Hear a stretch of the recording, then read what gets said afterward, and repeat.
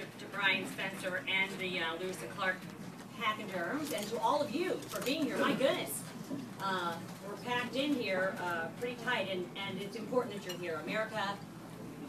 America is in crisis. Last week we topped over $15 trillion in debt. We have a government that is driving us towards socialism and an entitlement society, a government that is borrowing too much, 42 cents on each dollar, that is spending obviously way too much and is taxing way too much of our money. You know, we have a president who is not leading. He's not even present. While we have a deficit commission that is failing and floundering and obviously tossed in the towel today, we have a president that's gallivanting around Asia with APEC saying that the American people are lazy. We are indeed a country in crisis. And it is time. It is time for good, strong, conservative leaders to step up and fight. And I assure you, I am a fighter. I want to give you a little bit of an illustration here of some of the key points in my life.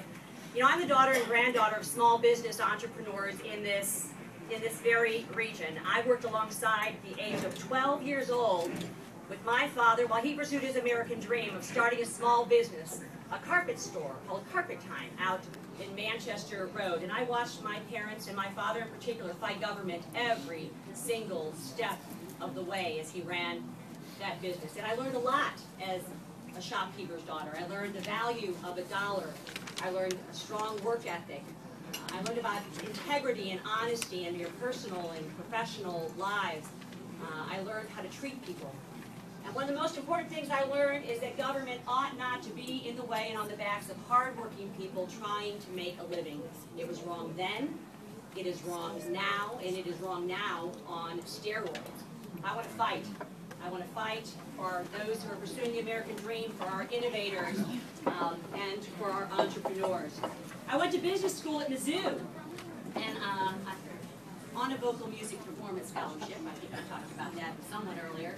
I got a business degree, and I worked at two major companies, Hallmark Cards and Ralston Purina, and it is important that Congress needs people with real private sector business experience who can look at a P&L statement, that have balanced a budget, who can make a payroll. I want to fight for our job creators. Then I got married and probably did the only thing of true purpose and real meaning and unconditional love, which was to start a family and have 3 absolutely wonderful children. And I began to volunteer with the time that I did have because I wanted to fight for our families and for our traditional values.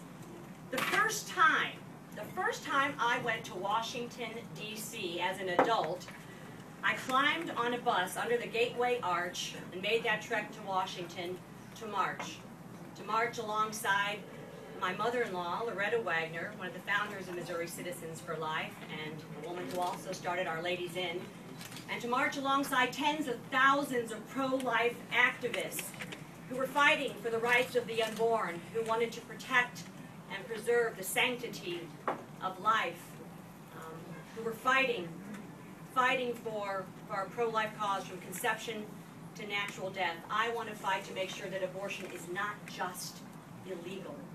I want to make sure that it is unthinkable in this day and age. My husband Ray and I answered the call to serve during the second term of then Governor John Ashcroft's administration. And this launched a whole new direction and focus in my life. It was to elect strong and conservative Republicans to office at every single level, the local, the state, and the national level. I was a grassroots township committee woman for 9 years, worked on school board elections.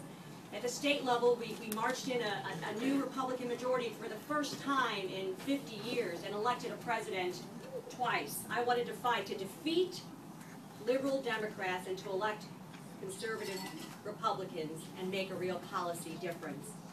I had the honor and privilege of serving our nation in the Foreign Service in what was the financial and banking center of Europe, and I fought to stop the financing of terrorism through that banking system. I fought to level the playing field for U.S. companies doing business abroad, fighting for trade and economic development. My family and I were the face and the voice of the United States of America in all its greatness and its exceptionalism. I want to fight to restore America's respect and its strength in the world. I came home to Baldwin feeling a little bit like socialism had followed me across the Atlantic, and we decided to fight again. Fight in the 2010 elections, and in that cycle to elect candidates everywhere from the county council to the United States Senate all across the state. I raised hundreds of thousands of dollars in my home and at fundraisers around the districts to enact a voter contact program and the turnout vote and victory apparatus for our state party. Exactly a year ago, next week, I took on the Republican Party establishment at the national level. I can't believe it's been a year, where I was the first to challenge then Michael Steele for the chairmanship of the Republican National Committee. I wanted to fight for the conservative movement within our Republican Party, and I wanted to fight to make sure that the National Committee had the infrastructure and the resources to defeat Barack Obama in 2012. And now I stand before you, humbled and honored to stand here in my home district, a first-time candidate for Congress at this very critical time in our nation, and I want to fight alongside each and every one of you. I want to bring strong and effective conservative leadership to Congress. Thank you very, very much. I thank you for this forum here this evening. Thank you. Good evening. Good evening. My name is Ed Martin, and I'm here to earn your vote and to have a chance to talk.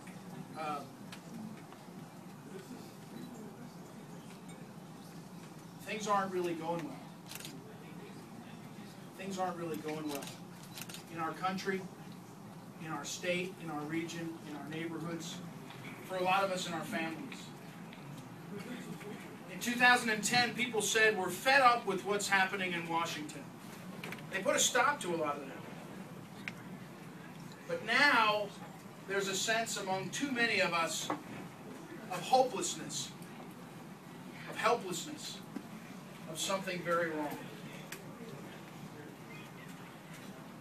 I do a lot of these things. We do a lot of events like this, and some of you have heard me tell. We have my wife Carol, who couldn't be here tonight, who is just the best.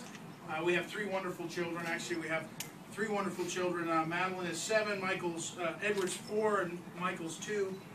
Edward's turning 5 next week, so I'm going to try to get that right.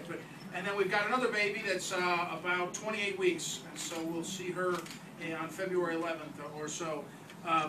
We do this a lot. We do a lot of events.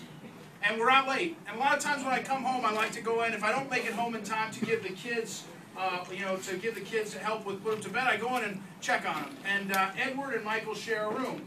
And I go in sometimes and I stand there and I listen, just to 2 little children, 2 and 4.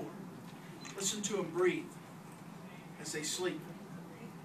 They somehow seem to breathe opposite each other, like they're in sync. It's funny. And Carol and I are doing this because it matters for our kids. But the fact is, it matters for all of us. And if you're a believer, if you're someone of faith, we're all children of God, and it really matters. And the 2nd Congressional District, the new 2nd as it's been drawn up, it really represents almost all of St. Louis, a cross-section. Unfortunately for them, in the center is Lacey Clay's district, the city of North County, where I think they could use better representation. But this is an important district, and it's really how our region's going to go. And I just want to tell you a couple of sort of concepts that motivate me. Very briefly, we'll have a chance to do these questions and visit. But there's 3 things that after you talk to people long enough, you start to sort of think, what does it matter? What am I going to do in Congress? Why does it matter? What can you expect?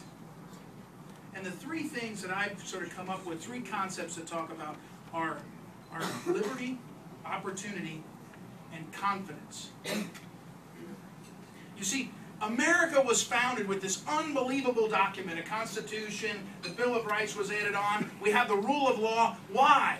Because we didn't want to have to be related to the king.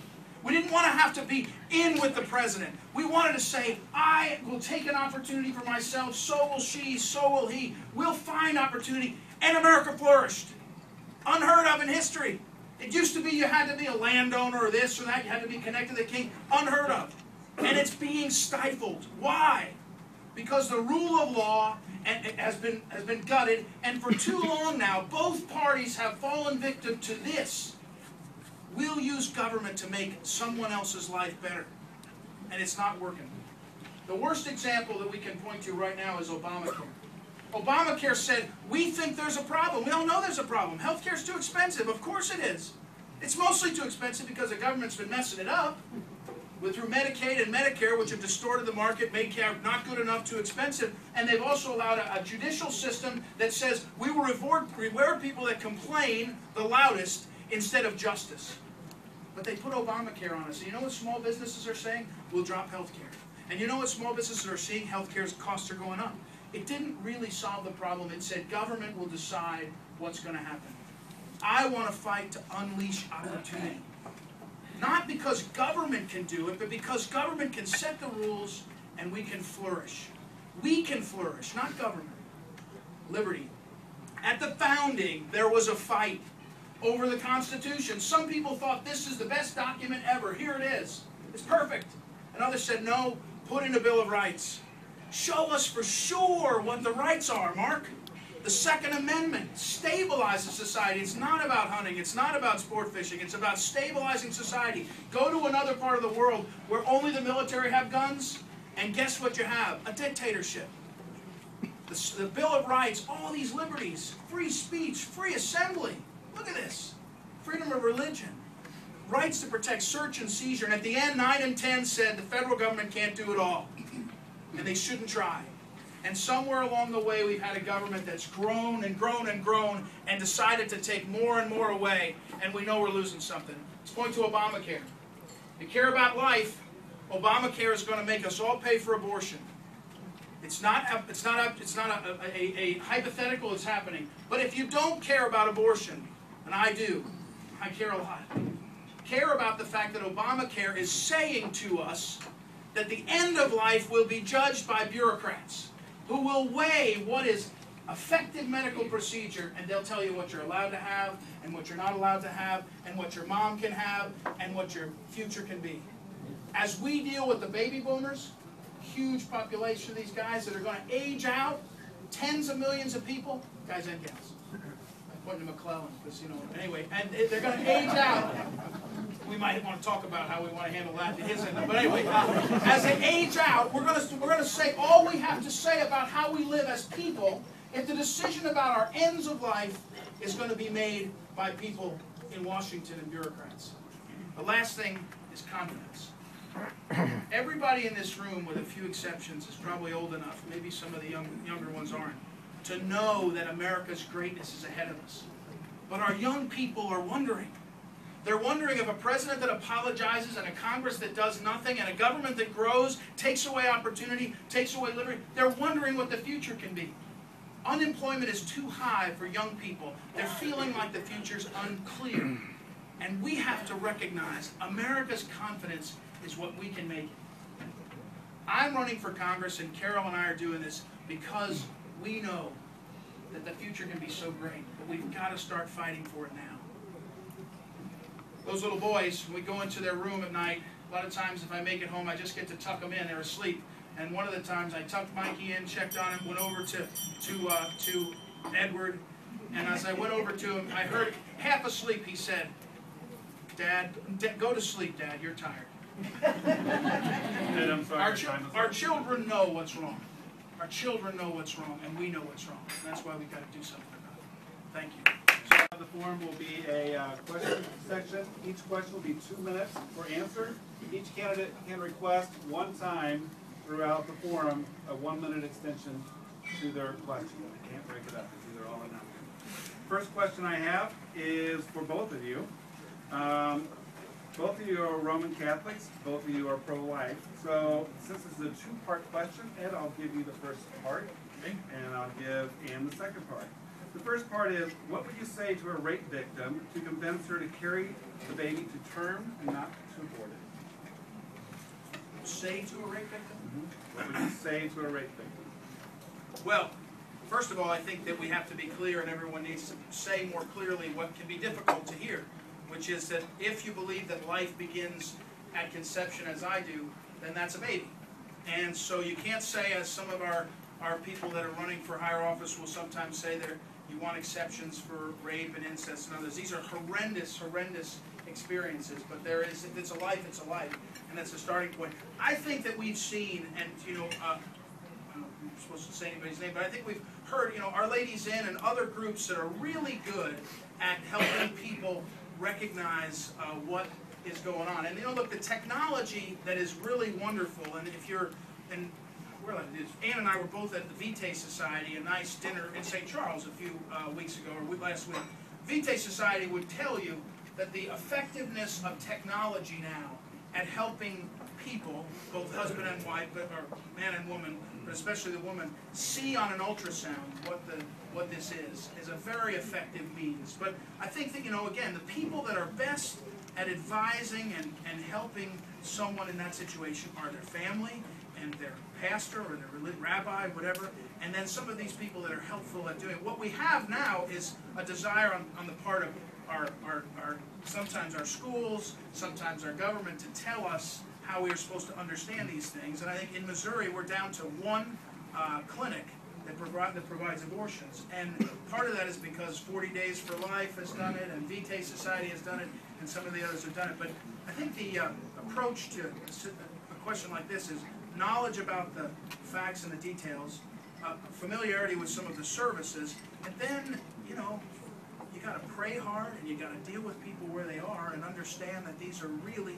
tough moments and tough things, but that this is a life, and it's got to be dealt with. So, thank you. Fairly. Fair. Good guy, Ryan. All right, part 2 of the question is, what is so bad about embryonic stem cell research, or ESCR? I have no idea what that is. Well, I can say this, that stem cell research in general, especially if you're dealing with adult stem cells or umbilical cord stem cells, is the future. And that kind of research is important. It's important in medicine, it's important in saving lives, but anything that kills an embryo is life at its very, very beginning, is wrong, and it's abortion. And I do not support that. I mean, medical science right now, and we've come such a long way in over the last number of years, would say that really, that was my husband. Call you out, but medical technology and research really has said that embryonic stem cell is not the way forward in terms of medicine and science. And as I said, I hope that there's a day when not only is that illegal, that all abortion is illegal, but that also it is unthinkable. And to the rape question, can I answer that or not? Actually, that was his question, so you have. Oh, I don't get to answer that one. Okay. I'm trying to be. All right. In any event, let me just say, I mean, what a horrific crime against any human being and any woman after getting her help and the kind of assistance that she needs. And I would tell her that it's wrong if an unintended pregnancy occurred as a result of that. It's wrong to compound that crime, that horrific violation, by also killing an innocent life and child. And there are ways, through Vitae, through Our Ladies In, through Birthright, so many places to get people to help us. On the question, so you have the first question on this one. What are some of the natural agencies do you feel are useless and would work to get rid of? Let's see if I can not have an oops moment here. Oh my gosh, there is so much in our federal government that needs to be cut back. You know, we've got soaring spending, out of control deficits. We have agencies that are run amok, and over 30% increase in federal employees over the last 3 years. There are all of them that need to be cut back. three biggies that need to go right off the bat are the Department of Commerce, the Department of Education, and the Department of Energy, I'm happy to say. And, you know, I mean, here we are. Jimmy Carter, all the other bad things he gave us the Department of Energy, and it was supposed to get us independent on, American independence on oil, and, you know, that really hasn't worked for us over the last couple decades, has it? And, you know, all of these agencies need to be cut back in large ways, not trimmed around the corners by billions, I mean by trillions. Modernization, we have to get rid of the redundancy, we have to get rid of the waste and the fraud and the abuse, and guess what? We have to go in and make cuts, serious cuts, right in this spending. $15 trillion debt limit. I mean, we're all going to remember where we were last week when that occurred. I do, and it's just is a horrific testament, and it is mortgaging our children's future. There are so much in our government agencies that need to be at the national level cut back and reined in, and return power to the states and to the people. There are so many things that our states can be doing better than the federal government.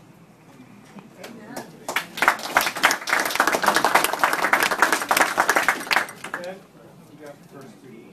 All right. World War II was our last official war. Should Congress continue to allow long-term conflicts without declaring war? Does everybody hear this question? Am I not wrong? I don't know, I just was wondering. Yeah, look, I think the question that was from one of the students is a great starting point. World War II, if you look at our history in America, and you look at world history, World War II is a spectacular achievement. I mean, we liberated the world, this country did. And one of the great things about World War II is on December 7th, when Pearl Harbor happened, everybody shifted their focus. Everybody said something specific happened, we must change what we're doing. Pretty quickly. Pretty quickly. And you know, Rosie the Riveter, and you know, Men Off to War, and dramatically changing. You had car companies making tanks, and you had plastic companies making, you know, helmets. Whatever it took, we did it. Which, by the way, is one of the great lessons of this moment in American history. We are coming up on a crisis that is profoundly like nothing we've faced.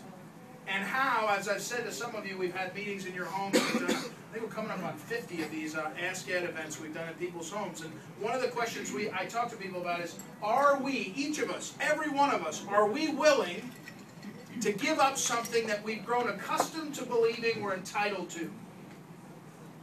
That's going to be the question. World War II, thanks be to God, will never happen again. But we're going to have to learn how to change dramatically how we rely on government and what we do. And it's a big deal. It's a big deal. By the way, the great victory after World War II, then came something incredibly special in human history. The Marshall Plan was the greatest act of generosity humankind has ever had towards each other, certainly since we're nation states. We said, no, we won't take your land, we won't take any of your stuff, but we're going to give you money to rebuild. We didn't take land. When it comes to our wars, we have a problem since World War II, where we decided we're going to be the policeman for the world, we're going to be out there and do everything. I think Congress, the next Congress, every Congress, needs to do more to oversee show oversight over what we do overseas. Thank you. Sorry. So you have round 3 start. Is illegal immigration control the answer to illegal immigration? Is illegal immigration Control the answer to illegal immigration? I'm not sure what the word illegal immigration control means, but I think we can say a couple things for sure. When it comes to illegal immigration, we have a problem of the federal government saying they're going to do something, which again is uphold the law, and then doing something else, which is not allowing illegal immigration. When I talked earlier about the fact that our system of living together is breaking down, one of the symptoms is when government is so big and the laws are so many that the decision to enforce them or not is left up to whims of policymakers. And so when we saw in 2006 that Congress and the President, they were going to try to do amnesty, thank goodness they failed, then we saw that we had to act. And at that time I was working for Matt Blunt here, and we acted. And we did through executive order, much of which is now done in law, Senator Cunningham and others to put it through, and who else is here? But we did, and we said we're going to crack down on illegal immigration in every way we can. Because if the feds won't do it, the states should. And that's what we have to do. We have to stop. Remember I said, are we willing to give up something that we've grown accustomed to believing we're entitled to?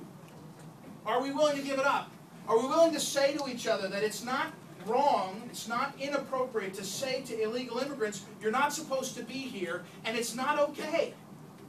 Are we willing to say that? Because a lot of us have not to this point, as a matter of policy, been willing to say that. We have to do it. So when it comes to illegal immigration, the best thing we can do, and most people know this, is the starting point is don't do anything until you secure the border. All these hard cases are nonsense until you secure the border. They did it to Reagan. Reagan said, I'll take your deal. If you secure the border, I'll allow a pathway to citizenship. And guess what? He was lied to by Congress. Just like the Congress lied about the super committee. You see, they didn't cut anything, and next December, in the lame duck session, they'll go back on all of it. It's too much. We have to stop it, and illegal immigration is a place where it's very clear what we can do. Watch out for the bell. And your question for round 3 is, some senators or congressmen are popular because they bring back a lot of tax dollars to their state. What tax dollars do you plan on bringing back to Missouri? None that aren't appropriated. I mean, well, we haven't had a budget this past in 3 years. I'll tell you this, I'm not for pork barrel spending. I am not for earmarks. Those days are done and gone. We have got to live within our means. I support a balanced budget amendment. A balanced budget amendment that that requires that before you can have a tax increase, that 2/3 of Congress has to agree upon that, and a balanced budget that caps things at a percentage of GDP below 20%. Cut, cap, and balance is what we have to do. We've got people, all of you, your families, you're living within your means. You're cut back, you've given things up, you've made tough decisions. Any successful business is making those kinds of tough decisions now. States are living within their means. They balance their budgets. It is time that the federal government balance its budget and get its fiscal house in order. We are borrowing too much. We are spending too much. We are taxing too much. We have to grow revenue, not through taxes. We have to grow our economy, and there are so many things in the business sector and in the private sector. Government never creates jobs. Small business entrepreneurs do. My grandfather, my father did. But we can make a climate that is friendly and opens up the doors to business. 7 out of 10 jobs are created by small business entrepreneurs, and we have got to get back to certainty. We have to get rid of the overregulation. We have to rein in our spending and our debt, and we have got to make sure that we lower our tax rate so that our revenues can grow and that we can have real jobs created in society. Thank you. And you start from 4 questions. This is a student question. Should Puerto Rico be the U.S. 51st state or its own country? Well, where's my friend Governor Louis Fortuno when I need him? And I know Louis Fortuno. You know, that's up to the people of Puerto Rico, I suppose. They're a territory right now, obviously, and you know, I know that they'll be having a referendum, and that's something that we'll have to decide then in Congress. But you know, really, at the end of the day, everyone wants to be part of the United States of America. We are the home of the free and the brave. We are the place where liberty and freedom reign, where American exceptionalism is so profound. It doesn't make us better, it just makes us different in so very many ways. And yeah, I think statehood for Puerto Rico would be a very positive thing. But the people of Puerto Rico have got to want that. It's something that they have got to look forward to in terms of a referendum. So I'm sure it's something that will be taken up in the future. I know that they have looked at it in past. They have their hands into everything. What powers that the federal government has now that should be returned to the states? Oh boy. This is a 45-minute question. Just listen. Look, I think the best way to answer that is, the question is about states' rights and what powers should be returned to the states. It's just to say, maybe an example. I think what you're seeing with Obamacare is a prime example of how we have to deal with this. There are two problems with Obamacare: how it was passed and what's in the bill. And I think that we all know that. Now in Missouri, and I said Jane Cunningham's here, in Missouri we actually put this on the ballot, and 71% of the people said we don't want it. Now, if you believe that the founders set up a system where the sovereign comes from we the people, instead of from God to the king, see, we believe it comes from God to the people, and then from the people to the states and to the feds. It's a very different model than any other part of the world in human history, period. If you look back, most of the time, they aggregate power to a dictator or a monarch or a single person. Now, you might say in the last 2.5 years we've been aggregating power to a single person. It's a different problem. Our system is set up in such a way that we are supposed to have our representatives and our senators, especially when our senators were appointed by the legislature before they messed that up, but we're supposed to have these people that are in office, in the federal office, stand in between the federal power and the citizens. That's how it's designed. We're supposed to stand there. So on Obamacare, we are supposed to stand there. The word is interposition. You're supposed to actually stand there and say, no, we've got your back, Jane Cunningham, Kathy Conway, Kurt Barr. We've got your back. When you say we don't want it, when you say don't do an exchange, a health care exchange, which is the first step of getting Obamacare into the state, we're supposed to have your back. So when you make a list, candidly, I think there's an intrusion overstepping our states' rights and therefore our rights on health care. I think there's on education, race to the top. It's disaster. No Child Left Behind, disaster. Abject failures. Whatever they spin it, it's an abject failure. So we have to start with those two are big ones. And move from there. I'll talk to you later. You can finish now. The next question deals with the Second Amendment. Yeah. Did you or do you support the conceal and carry law in Missouri? Why or why not? Excellent. Now, when can we ask for the extra minute? Can we just whenever you're point ready. to her? Oh, I'm not asking for it yet. Look, I mentioned earlier the Second Amendment is it's a fundamental building block of our society. It is. And we have to understand it, and we have to get clear that it's not about somehow empowering one group or another. It's about all of us together. So I have my concealed carry permit. I'm not carrying now. I know you're not supposed to tell parents, never tell people that, but I support it. I support a lot more than that. There's a bill in the Congress right now that would sort of help the states understand that they ought to have reciprocity with other states on this. I actually am a little torn on this because as a conservative, you want to be careful when the federal government starts telling you all how to live, across the state lines. But I think in this case, because of the Second Amendment, it's pretty fundamental. I think you can make a pretty good argument on the Constitution to do it. We had out just a few weeks ago, maybe a month ago, Dick Heller. And the case in Washington, D.C. in the district court that went to the Supreme Court is Heller versus District of Columbia, which said for the first time in these 200 plus years that the Second Amendment is not a militia right, it's not a group right, it's an individual right that accrues to the person. That's how they meant it, that's how it should be held. And so one of the things you're seeing in this Obama administration is an assault on our Second Amendment right. Fast and furious is an insult and a misnomer. It was a way to try to undermine the Second Amendment, and that's the kind of stuff, if you believe that your congressman or woman is supposed to stand in that breach, when we said, what's the federal government doing that they shouldn't do, that's where a congressman's got to say, it's not just about what's happening in Washington, it's about your gun here, or your ability to buy a gun here, and your gun shops and everything else, and stand up. Because they don't need to tell us what they're going to do. We know their playbook. They start with registration, and they slowly chip away, and we have to stop it. So I do support concealed carry, and I believe in it. I think the Second Amendment is very important to Question for you, and I know we're going to get some booze and hiss on the first line of this question. If Obama wins the second term, how do you plan on getting something conservative accomplished? Well, this election in 2012 is really about who we're going to be as a nation and a people. It is that important, and this room is filled with people that care deeply about making sure that Barack Obama is a one-term president, and that is top.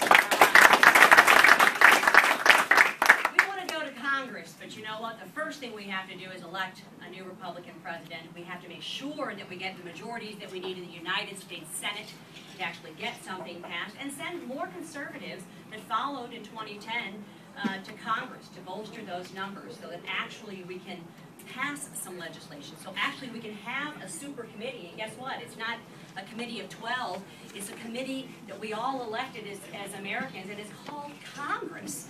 And right now I think you all are the super committee, and you all are going to be making the decision that is so important leading up to 2012 that will bring us a new Republican president to make sure that we have real leadership in accomplishing these things.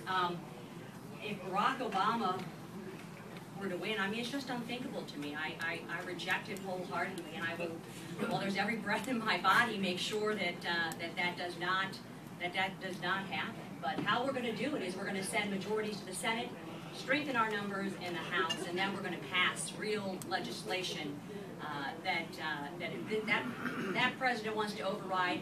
By golly, our veto, we will override in Congress. The people are fed up. They've had enough. We have a government that has overreached in every way, shape, and form into our liberties and our life, and is bringing us down a path of socialism and entitlement that is wrong, that is un-American, and we have to make sure that we all stand together in 2012 to make sure that we elect a new president, whoever that might be. Any one of them are better than what we've got right now. Thank you. Taking what's on the news off the table, what will be an original piece of legislation that you will champion in Washington? An original piece of legislation. Well, you know, there is so much that has to be done in terms of what my priorities would be in going to Washington, D.C. First and foremost would be to repeal Obamacare. And I'm happy to say that it started right here in Missouri with Prop C, and the mandate that the people put forward with over 71% of the vote, with the White House saying the very next day, when asked what it meant, they said it meant nothing. Ohio just reaffirmed that in the election a week or so ago. So repealing Obamacare is first and foremost. We need real tax reform. Flatter, fairer, less, whatever it is, we've got to lower the rates and take the burden off of our job creators and our individuals. We have job creators that say it's just nothing but uncertainty, whether it's in their health care costs, whether it's in their energy costs, whether it's in their taxes. Overregulation is another key thing that must be tackled. Right now there are 4,200 pieces of regulation that are in the Federal Register waiting to be promulgated on hardworking people trying to make a living, and it's wrong. So we've got to tackle Obamacare, we've got to break up the government's credit card, stop the borrowing, rein in the spending, make sure that we have real tax reform that closes loopholes, lowers the rates, and we've got to really attack this assault on our job creators and overregulation. If this government can't legislate it through things like Obamacare, or like they tried to with cap and trade, they backdoor it through energy and labor and HUD and EPA, and the list goes on and on and on, and it must stop, and we must root it out agency to agency. Question. Should marijuana be legalized? You can extend that in this room. Yeah, sure. Trust me, I'm going to have a way to answer and do another topic. The answer, of course, is no. And I think that it should not be legalized, marijuana. And I know there's lots of people that make arguments about its use and its benign nature and all. And the fact is that we have to have certain laws and certain rules that are meant to keep us safe and keep us living together. And I do think that we have a problem at the federal level with the number of laws on the books that are then selectively enforced. I think a lot of these laws need to be handled locally, but I don't think that that would be a good change to do. And I think that if you look closely at what's happened with the question of medicinal marijuana, it's generally been abused. This is again something where someone says we want it for one reason, and you go to California, And you can, this is actually classic. This is classic government management of a problem. So they say, if you need it for medicinal purposes, it's like back when they said in Roe v. Wade, the health of the mother. People thought, well, the health of a mother when it comes to abortion means the mother might die. This is a serious question. That's the principle of double effect. And what do you do in this case? Well, what they've extended it to is the notion of psychological health and spiritual health and emotional health and inconvenience, and it changes dramatically what was, I think, intended, and certainly makes it so it's sort of on demand.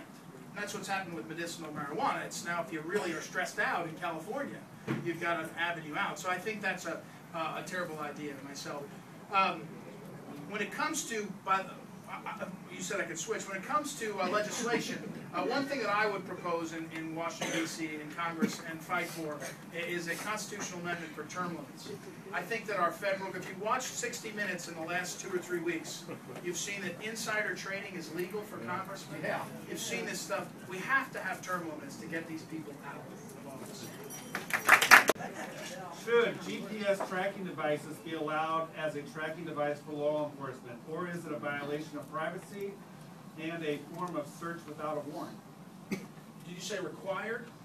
Should GPS tracking devices be allowed as tracking devices for law enforcement, or is it a violation of privacy and the form of search without a warrant? Well, it's certainly, so the question is about GPS, using GPSs as allowing them to be used as tracking devices. This is the tradition in America, is that you don't get to do things tracking me or you or anyone else without our permission. So there's lots of people that can sign on to something, like you get that OnStar in your car, and you should be allowed to do it. And that should be fine. If you want to do it and say that's okay, or if you want your kids, we have a tradition in America, again, under American law, that said very clearly, if you're underage, if you're a minor, your mom and dad get to decide. If mom and dad want to say that the cell phone you have can track you, that's their call. The question becomes whether government is being coercive. And I tell you, my truck has a 9/11 plate. It's a Missouri Fight Terrorism plate. Because a buddy of mine was above the planes in the trade centers when they hit. And they still haven't found any of them. And so I take 9/11 pretty personally. And after 9/11, I thought we ought to do everything we can to fight back. But I'll tell you, we have to be very careful. Because although we've been safe from terrorist attacks, we now have a Justice Department that has more power than was ever expected by anyone. And candidly, I don't trust them. I think they are corrupt. Their worldview is warped. And now they have the ability to listen to our phones and track our whereabouts. This is why we have a constitution. We have to be very careful. I trusted John Ashcroft when he was in charge. But after John Ashcroft, it's been downhill pretty fast. So when it comes to the new technologies, whether it's GPS, the internet, or other things as they develop, we have to be very careful that we keep a check on government, on the federal government. We want to be safe, but we can use our judgment about that. And I think the Bill of Rights showed pretty clearly that they were concerned about that back then, and that's a big reason. So with our permission, the GPS, but then very careful after that. And I think sometimes the telephone companies and others abuse that, and we have to be aware of it. Thank you. Control is appropriate. Well, I strongly support the Second Amendment. I strongly supported conceal and carry in Missouri. In fact, I helped to get the majorities in 2001 in the Missouri Senate and in 2002 in the Missouri House to make sure that conceal and carry became law. I was pleased that the the Missouri legislature in this past session even strengthened that, I thought, and lowered, thanks to Sue and Jane and others and Kathy and others that are here, lowered that age from 23 to 21. I also support the reciprocity at the federal level. You know, being able to have that individual right to protect oneself, things like the Castle Doctrine, to be able to know that that your property and your home are in fact your castle, and that you can protect your own safety and security and your property and the things that and your life is important. So I strongly support the Second Amendment. I have a son who's down at Fort Benning, who just graduated from West Point, served on the combat weapons team. Guns are us at our house. I have a husband who's a St. Louis County Police Commissioner.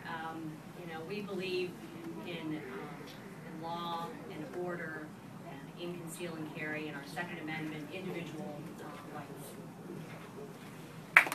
Does abstinent-only education help us or hurt us? Please explain. Is what? Abstinence. Abstinence. Oh, abstinence education is very important, and is something that I've had the privilege. I serve on the board of the high school where I graduated at Coriezu Academy. I have a daughter who's at Ursuline, and I'll save you all the high school words, go to high school stuff. But I have talked about abstinence, especially in some of these girls' schools, and how important it is to value your own bodies and yourself, and that making the kind of choices that only the maturity of a married couple can make are important, and how abstinence is something that we need to lift up as a society and as young people to make sure that we're safe, that we're honoring the temple of our bodies and who we are. I believe in it very strongly, and it's something that should be taught in school, but more importantly should be taught at home. It's the parents' job and duty to be the first educators for their children, and to set those kinds of standards and to have those kinds of conversations. I support abstinence. I have given speeches on it, as I said, in high school settings, but it's most important that we talk about it in our homes and with our children. And as far as repealing it, if you repeal it, what would be the solution to Obamacare? So what is your solution to Obamacare? This is a 45-minute question. Yeah, apparently they're all 2 minutes. Look, Obamacare, again, the symptoms of Obamacare, to go right into the cliches, are pretty profound. You know, if you're the state of Nevada, Maine, or New Hampshire, you have a waiver for the whole state. 1,800 other waivers, unions, businesses. McDonald's got a waiver. You know, Egg McMuffins and waivers. I don't know why everybody else has to comply with Obamacare, but these ones don't. So when we repeal Obamacare, we go back to what could health care reform look like? And there's about 7,000 things that we could do that would make it better. But the starting point is lawsuit abuse is one of the driving forces in both behavior in medicine as well as cost. Everybody knows this. Everybody knows it in business, by the way. Lawsuit abuse, again, when I mentioned at the very beginning how our system of being together has been corrupted by a judicial system that now allows plaintiffs' lawyers to run in and on behalf of someone complain and get a settlement, and everybody's costs go up. So the first thing is lawsuit abuse. And the insult of Obamacare was many things, but one of it was that there was never a discussion of lawsuit abuse. Now again, be careful what you hope for. Federal medical courts will be a disaster, so don't fall for that as a conservative. We don't want a special court where an Obama-appointed judge can decide what you're worth or not. But we do want to talk about lawsuit abuse and what we can do. After that, you talk to any small business about what the healthcare drivers are, and you start to hear what they know they need. They need to be able to have more choice in what they can buy, more competition. Here's a secret. When Obamacare got close to going down the line, the insurance companies rushed to the table, and so did the big hospitals. And they got themselves positioned to benefit. So when you have in Missouri only a handful of insurance companies, you're going to have what? Costs go up and your choices go down. So more competition at the federal level, you can say, allow more competition across state lines, lawsuit abuse reform, and then talk to doctors and physicians about other things they need. First, since it's your turn to leave alone. With Congress approval rating at 9, 10, or 11%, depending on what poll you look at, why do you want this job? Is this the last round, or is there last round of the so that closing? we got our extra minute, we got to take it now, right? Sure. Okay, so I got the extra minute. I should have done it earlier. And this is sort of going to be continuation of a closing, but the question is right now is, if you ask why do you want to be in Congress, there's a couple of reasons. One, our federal government has centralized so much power that the fact is that maybe more than ever a congressman or congresswoman has an incredible influence over what goes on. Now, much of that is negative, I concede, but we have to get people in there that will fight and limit that, and also fight on our side. You know, I went out to a printing company, and they were telling me about OSHA. OSHA coming in. There's no safety violations for a single employee. But there was a water cooler that was plugged in, not to the wall directly, but into an extension cord, and that was a $2,000 fine. This is insane, and congressmen and women need to stand up and say, we won't take it. So the first thing is we've got to have congressmen that will go to Washington and fight for what's right there, but also be home here and take on these kinds of things. And I think that's more important than ever. The second thing is we have to realize that this St. Louis region is great. But it's not going to stay this way automatically. And we've got to have some leaders that stand up and say, we're not going to take it. We're not going to let it all go down a slippery slope towards something we don't recognize. We've got to say we want to make it better. And you know, you didn't have to like Gephardt's politics. I didn't. But you knew Gephardt was a St. Louis guy fighting for the future. You didn't have to like Eagleton. Most of us didn't. It's politics. But you knew the guy was a St. Louis guy fighting for St. Louis. We need some more of that. We need some more of that, and it's very important. The other thing about going to Congress is, maybe more than ever, it is a time where the people want leaders who are coming from what I think is the classic American set of values. Faith in God, understanding the Constitution, limited government, limited service. You know, too many of these folks are in this for their career. Extra minute, yeah. It's the one time I could get her off my back. and yeah, until the minute's up, yeah. And I think that matters a lot. I think that matters more. And Sue Allen, you know, you talk to people who are in office, or whatever level, and they will tell you that it's palpable how much people want to believe in the future, and they want to know the values you're coming out of. I would mention another part of that. When we go to attack what's wrong in government, we have to win the arguments. We just can't go in and say the education department is terrible, get rid of it. We have to explain to our neighbors and friends why it is so. And that's a big part of what the future is. And I think that's going to be part of what it be. The last reason is this. I believe in the next 1 to 10 years, probably think it's more like 1 or 2 years, our country's going to face a fundamental crisis. And the people in office are going to have to make decisions like our founders did and fight for a future where you're not just your liberty and honor, but your life may be on the line. I think it's that important. Thank you. 5 minutes, Cindy. That's down cocked already. My grandfather was a great friend of mine. Only looking back did I realize he was my friend. He was my grandpa. And he died when he was 75. And for a long time I've been sort of taken with the age 75. And when I was in school at St. Louis U, law school, I used to go find people and interview them. And I would talk to them for a couple hours about what their life was. I kind of wanted to be Bill McClellan. I've never said that out loud. I'm kidding, I'm joking. That's it for me in a primary. And the only rule was that people had to be not famous. And so I was in South St. Louis, and I met a gentleman, and he was a retired cop, and I said, tell me what's something, just serve in the military. And he said, yeah. And he said, I was on the USS Kaskaskia. And he said, but I got assigned one November to the Arizona. And on the morning, it was a Sunday morning of Pearl Harbor. On that Saturday night, a St. Louis priest came around to find all the St. Louis boys, and he said, come to church. And he was walking across a gangplank as he saw the planes come in, and everybody else in the ship was killed, except him and a couple of St. Louis guys. And he told me the story. I said, did you ever tell anybody? And he said, no, not much. And he's now deceased. Our greatest generation is not that different from this one and from the one coming. They're American generations. We're special because of who we are.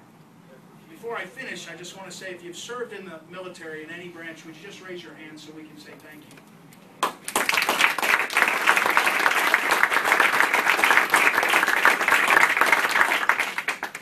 The clapping's not in my time, is it?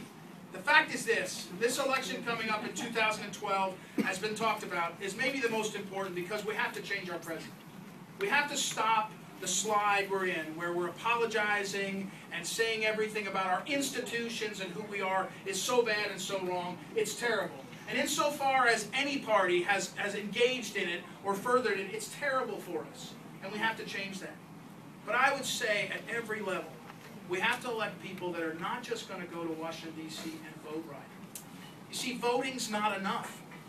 Voting is not enough anymore. Not at this moment in American history.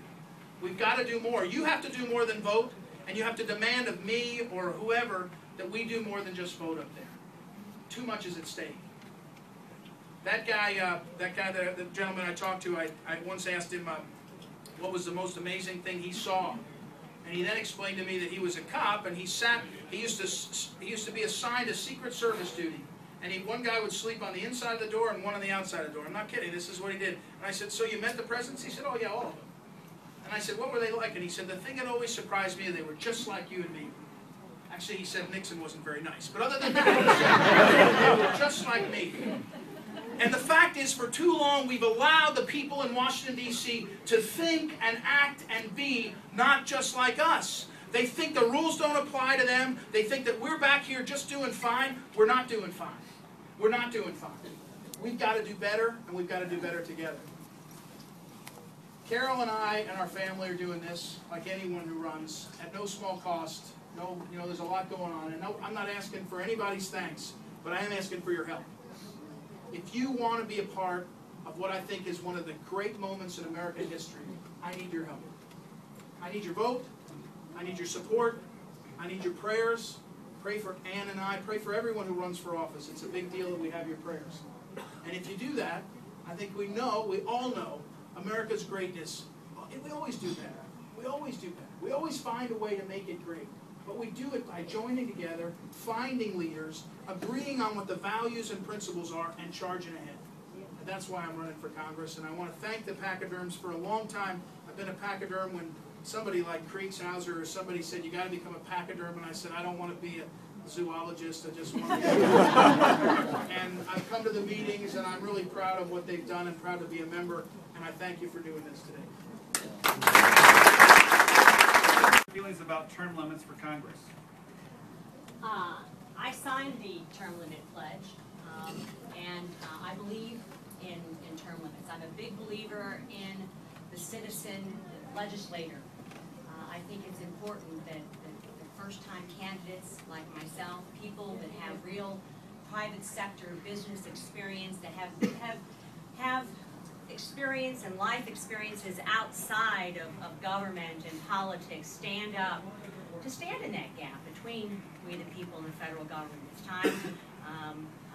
I think all legislators should be adhering to term limits. I signed the pledge. I don't want to do this forever. I want to go and make a difference. I want to go and get something done. I want to make that argument to the others in Congress and to the American people about the fundamental crisis that we are facing, the difference between an ownership society and an entitlement society, and how very important that is, and the kinds of choices that we're going to have to make as Americans are going to be tough choices when we're staring at $15 trillion in debt, when we're looking at spending that's absolutely out of control, when we're looking at unemployment that, 26 million, I'll take my time before you ring a bell. Unemployment, 26 million that are unemployed or underemployed. People are hurting everywhere, and families everywhere. I mean, children, kids graduating from college, 40% can't find a job. This region is important. This nation is important. It's time that we get the overregulation and the burden off of our job creators. It's time that we create opportunities for energy independence. I mean, this Keystone Pipeline is a wasted opportunity for the president to pander to the environmentalists. There are so many things that we must do, but term limits need to be a part of it. I believe in the citizen legislator, and I think it's important that all of us have our shot. I'm looking forward to the day when I come back after having served and bounced grandbabies on my knee and move into the next stage of life too. Thank you for the question. All of you, thanks to Ed and thanks to Brian and to the Pachyderms. I want to thank my husband too for being here. Ray, wave, even though your cell phone's now off.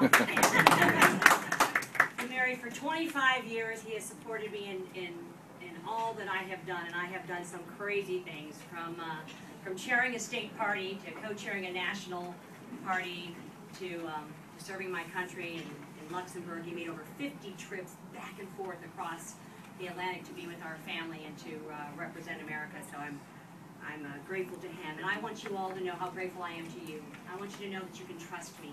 I want you to know that I'm a committed conservative, that I am an effective leader, and have a proven winning record of delivering good conservative Republicans to office. A winning record, whether it's in business, whether it's in family, or whether it's in serving our Republican Party.